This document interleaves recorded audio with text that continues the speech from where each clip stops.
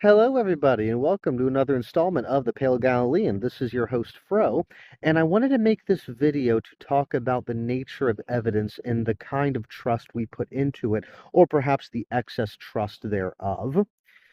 And within biblical scholarship, there is a instinct to present something that we call data as somehow being objective from something else, that we can take this thing called data and measure it apart from anything where it basically exists as a category on its own.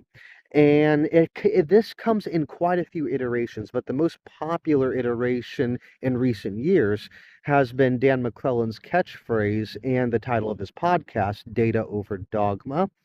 Unfortunately for Dr. McClellan and everybody involved for that matter, it's really data all the way down whenever you're looking at evidence because there's no such thing as data.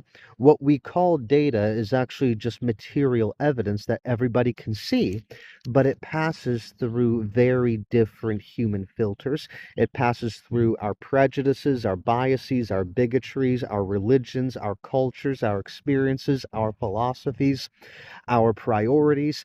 And at the end of this filtering process of these phenomenally human filters comes to what we call the data. The truth is, there's no such thing as something called the data as if it can exist in an objective category on its own. This is really a very biased product of human engineering. And so, what do we do with that? How do we actually be objective as to what we find when archaeology finds something or when we look at something in biblical manuscripts? Well, the best way to do that is to bring every single voice from the widest spectrum, from your staunchest critic to your most free floating fundamentalist, and have them debate.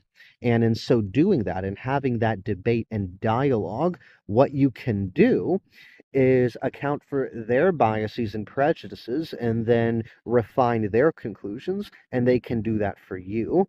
And in so doing, we all begin to learn how to do that within ourselves. We will never really have data, but we can get as close as we can. And barring that, at least have our conclusions to be more objective than they would have been otherwise on their lonesome. And that's really the nature of any human attempt to negotiate with evidence. And fittingly, the read for today is Jehovah's Divine Images by Dr. Dan McClellan.